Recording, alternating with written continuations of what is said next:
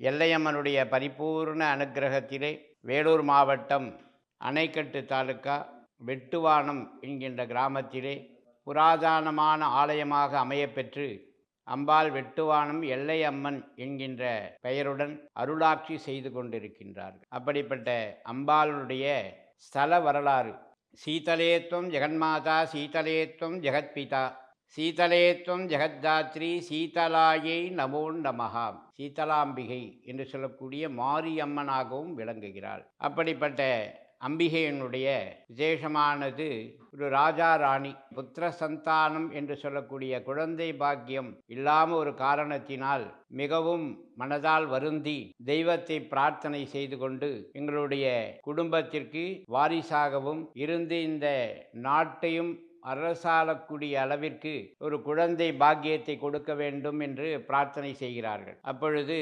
அவர்களுக்கு கனவில் தோன்றி அதிலிருந்து சுயம்புவாக அம்பாளானவள் ஒரு குழந்தை ரூபமாக வருகிறாள்.